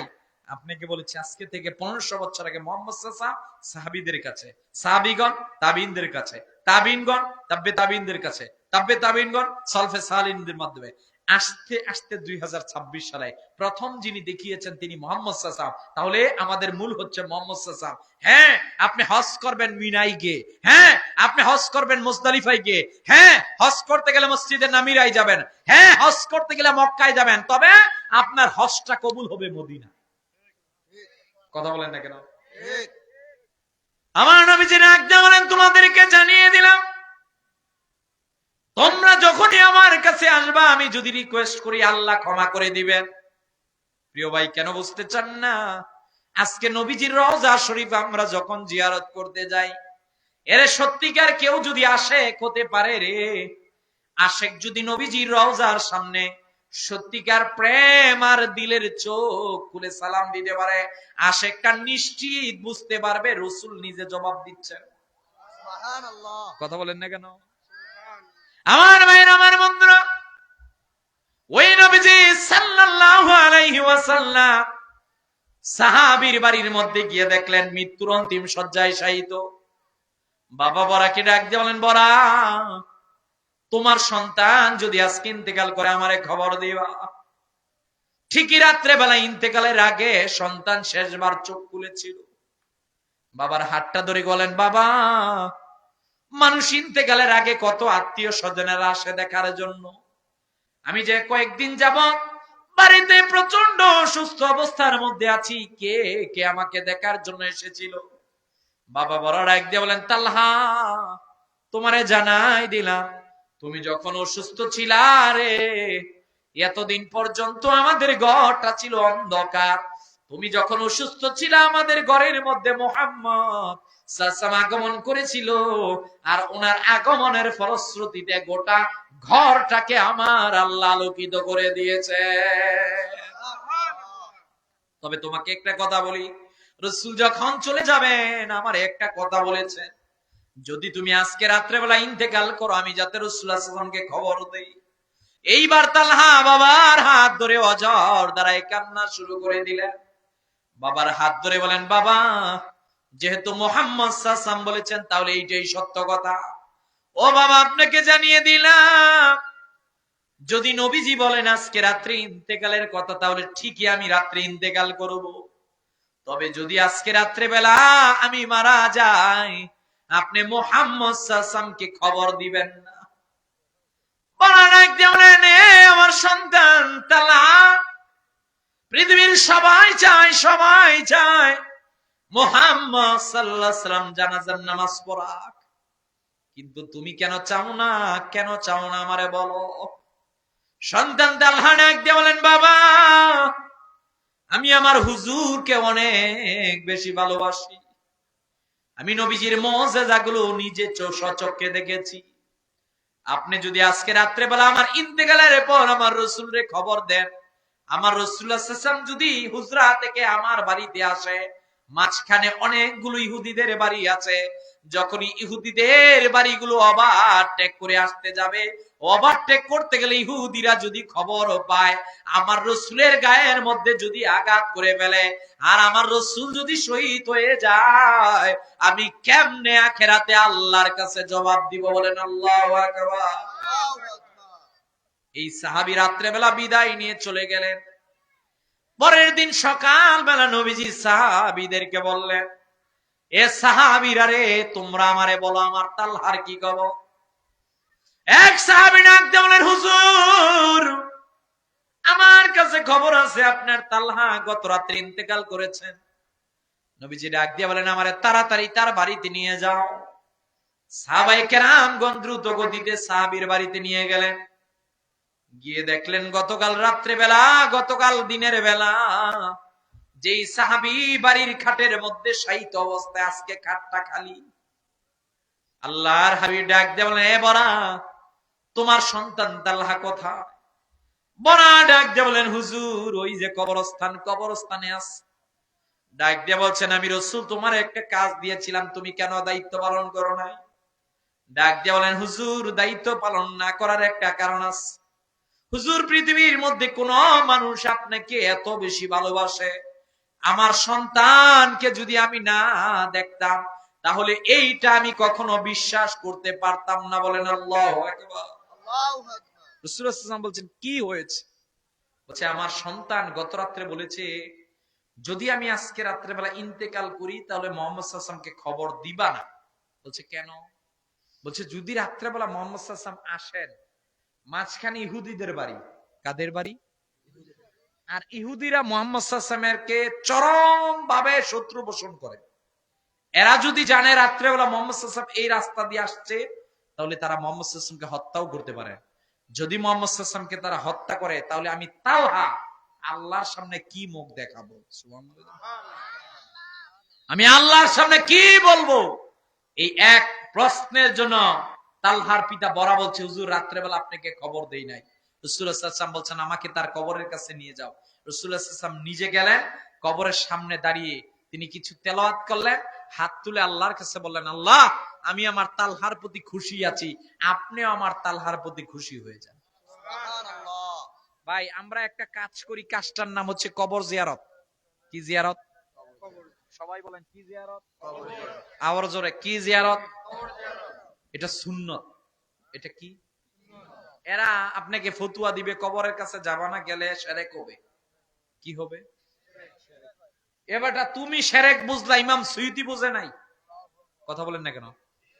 তুমি শিরক বুঝলা, আব্দুল হক মুহাদ্দিস দেলবি বুঝে নাই। তুমি শিরক বুঝলা, মুজাদ্দিদ আল-ফিসানি বুঝে নাই।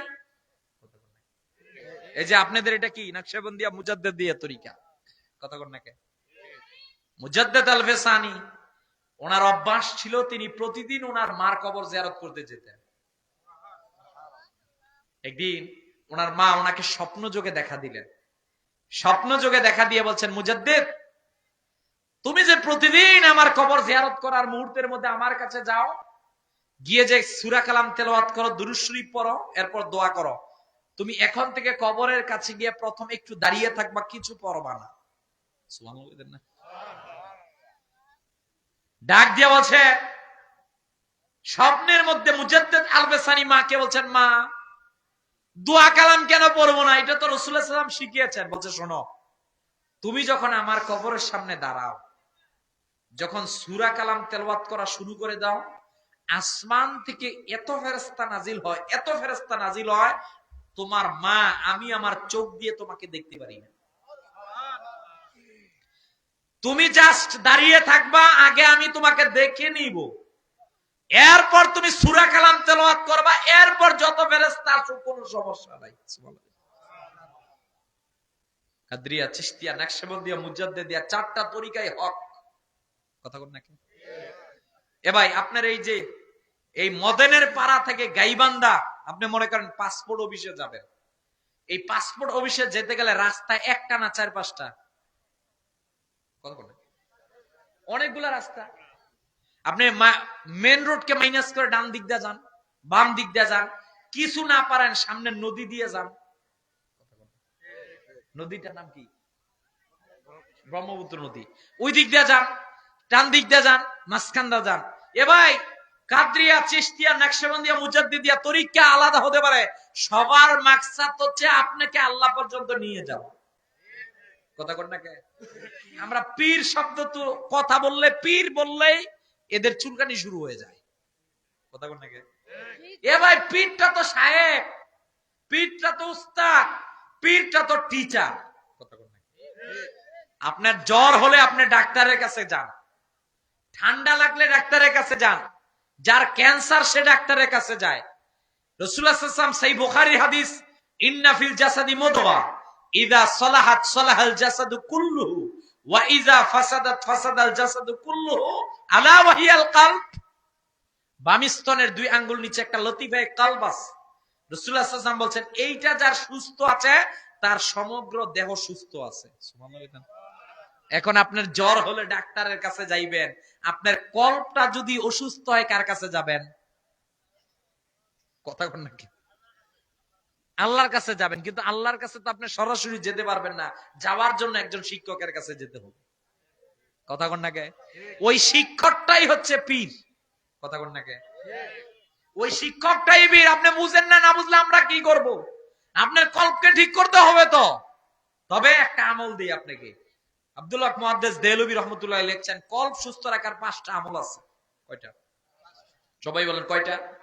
1, নিয়মিত আল্লাহর জিকির করো। কি করেন? 2, নিয়মিত এই কোরআন তেলাওয়াত করা। সুবহানাল্লাহ। 3, আপনি আল্লাহর জিকিরের মধ্যে মশগুল হয়ে যাবেন, এটা আপনার জন্য কাজ, আপনার এটা সিনা পরিষ্কার হতে থাকবে। 2, আপনি যখন জিকির করার পাশাপাশি কোরআন তেলাওয়াত শুরু করে দিবেন, আপনার এই দিলটা আস্তে আস্তে সহি শুদ্ধ হবে। 3, আপনি যখন তাহাজ্জুদের নামাজ পড়বেন। সুবহানাল্লাহ। 4, আপনি যখন এই রকমের দিনের মজলিসে বসবেন। 5, আপনি যখন খাবার খেতে যাবেন, পেটটাকে 3টা ভাগ করে, একটা ভাগ খাবার দিবেন, একটা ভাগ পানি দিবেন, আরেকটা ভাগ খালি রাখবেন। শয়তান আপনাকে ওয়াসওয়াসায় ফেলতে পারবে না। পেট ভরে খাবার খেয়ে আপনি দেখবেন ইবাদত করতে ভালো লাগে না। তাহলে কলব জিন্দা রাখার আমল কয়টা? সবাই বলেন। জিকির সকাল সন্ধ্যা। মদনের পার আমাদের ভাইজান আছেন, ওনার কাছ থেকে সবক নিবেন, অন্যান্য হুজুরদের কাছ থেকে সবক নিবেন, তরিকতের সবক সবগুলা কোরআনে আছে, সবগুলা হাদিসে আছে। মারহাবা বলেন। জিকির করবেন সকাল সন্ধ্যা। 2 নাম্বার, প্রতিদিন মিনিমাম 2 পৃষ্ঠা হলো কোরআন পড়বেন। ইনশাআল্লাহ বলবেন। ইনশাআল্লাহ। কারণ রাসূলুল্লাহ সাল্লাল্লাহু আলাইহি ওয়াসাল্লাম বলছেন, পৃথিবীতে এমন 3টা জিনিস আছে, এই 3টা জিনিসের দিকে তুমি যতক্ষণ তাকিয়ে থাকবা, আল্লাহর নূরের ফেরেশতারা ততক্ষণ তাদের নূরের কলম দিয়ে তোমার সওয়াব লিখবে। একটা আল্লাহর ঘর কাবা, একটা হচ্ছে কোরআন তেলাওয়াত, আর একটা হচ্ছে মা বাবা। তাহলে আমরা কলবকে জিন্দা রাখার জন্য, এইটাকে সুস্থের জন্য পীর সাহেব হুজুরের কাছে যাব। তিনি উস্তাদ আমাদের। ওনার কাছে যখন যাব, উনি আমাদেরকে সবক দিবে, কোরআন তেলাওয়াত, জিকির, আজকার, তাহাজ্জুদের নামাজ, দিনের মজলিসে যাওয়া, পেট খালি রাখা, এই কাজগুলো যখন করবেন আপনার ভিতরটা ইসলাম হবে। আরেকটা আমাদেরকে আমল দেয়, ওইটার নাম মুরাকাবার মুশাহাদা। কথা কোন নাকি? যেহেতু আপনার তরিকত পন্থীর জন্য আমি কথাগুলো বলছি, না হয় অন্য মজলিসে বলতাম না। এ ভাই, আমাদের আজকে বিতর্কত শান্তি নাই। মানুষ বিতর্কত অশান্তিতে ভুগছে। ছেলে দিয়ে শান্তি নাই, মেয়ে দিয়ে শান্তি নাই, পরিবার দিয়ে শান্তি নাই, সমাজ দিয়ে শান্তি নাই, রাষ্ট্র দিয়ে শান্তি নাই। আপনি এই যে সব জায়গায় শান্তি খুঁজতেছেন, মনে রাখবেন এই অশান্তিটাকে বলা হয় ডিপ্রেশন, হতাশা, বিষণ্ণতা, টেনশন। কথা কোন নাকি? এই ডিপ্রেশন, এই হতাশা হচ্ছে আপনার আর আল্লাহর মাঝখানে দূরত্ব। আপনার সম্পর্ক যখন আল্লাহর সাথে হবে,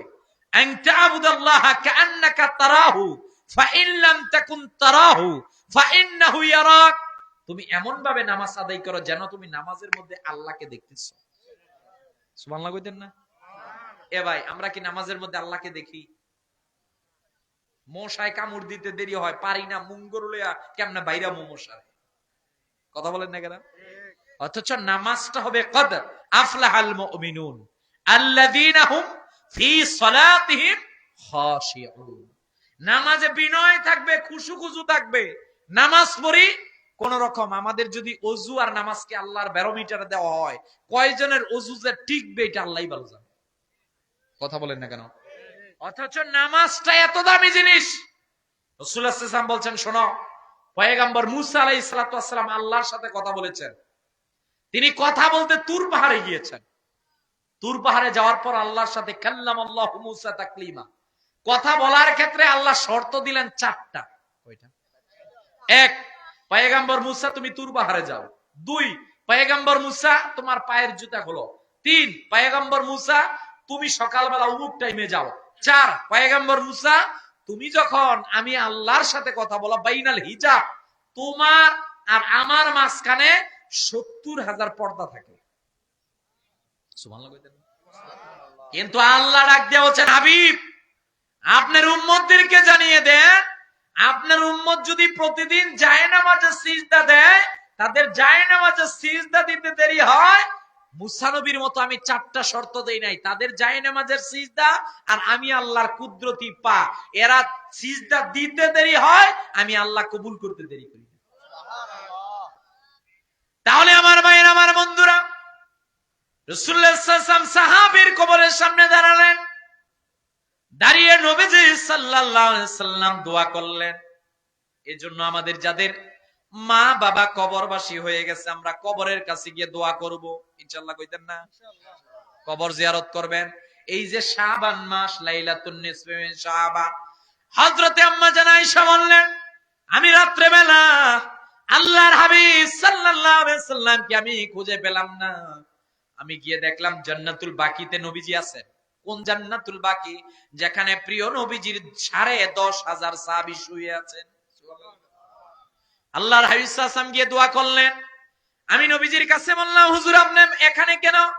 নবীজি ডাক দিয়ে বললেন, এ আয়েশা, আমি তোমাকে জানিয়ে দিলাম, ইয়াত্তালি আল্লাহু তাআলা, আমার আল্লাহ কুদরতি ভাবে এই রাত্রে বেলা প্রথম আসমানে চলে আসেন, বান্দাদের দিকে কুদরতি নজর দিয়ে তাকান, আর বান্দাদেরকে বলেন, এ বান্দারা, এ গোলামেরা রে, কার কি দরকার আছে, কার জীবনে গুনাহ আছে, আমি আল্লাহর কাছে চাও, জীবনের গুনাহ মাফের জন্য বলো, কার রিজিক নাই বলো, কার কি দরকার আছে আমি আল্লাহর কাছে বলো। যদি আজকের এই রাত্রে বেলা বলতে পারো, আমি আল্লাহ তোমাকে সব দিয়ে দিব। এজন্য এই যে মঙ্গলবার রাত্রে, এই রাত্রে বেলা জেগে ইবাদত করবেন ইনশাআল্লাহ। বলবেন না?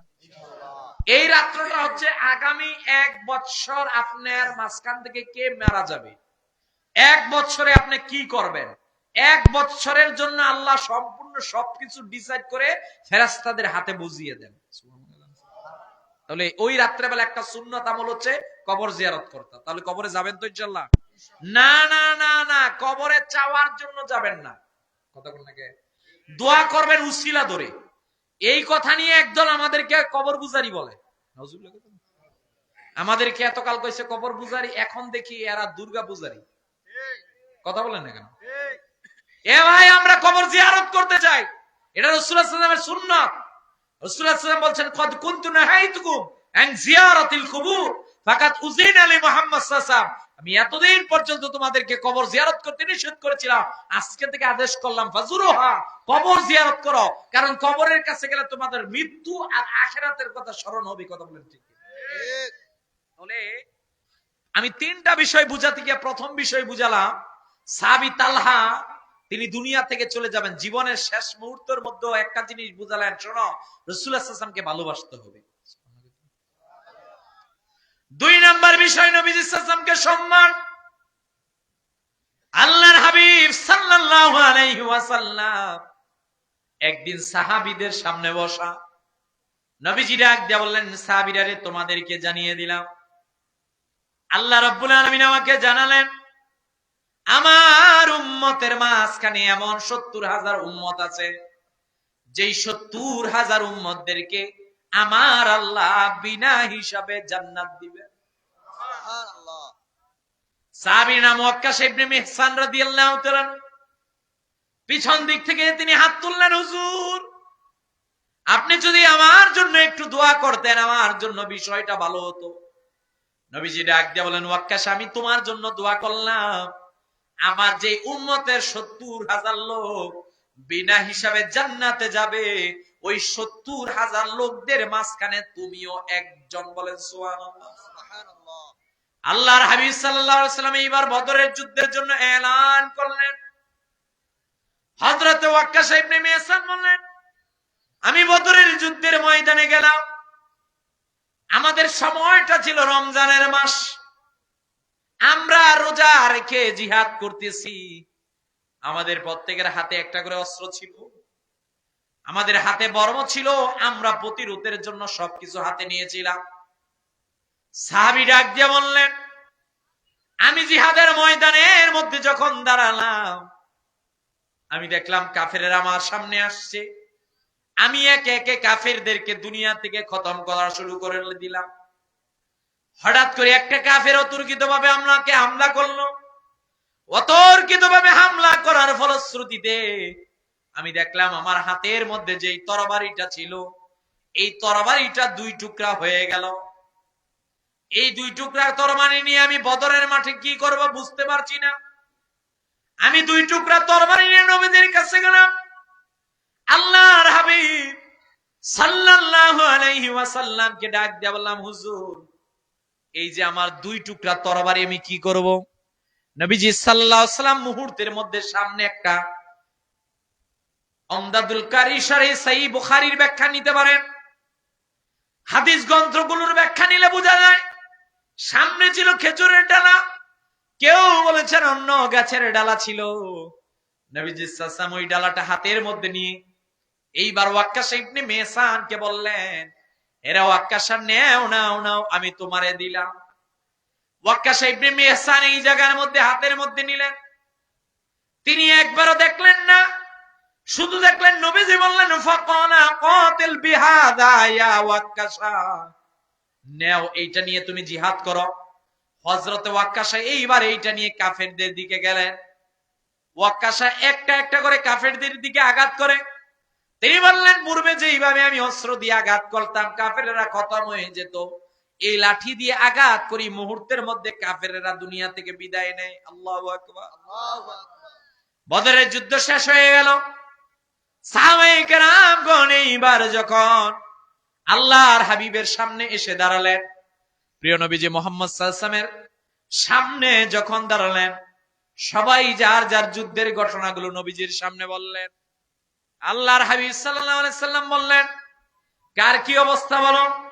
ওয়াক্কাশ নবীজির সামনে যখন লাঠিটা নিয়ে আসলেন, এক সাহাবী ডাক দিয়ে বলেন, ওয়াক্কাশ হাতে কি এটা? বলছে কেন?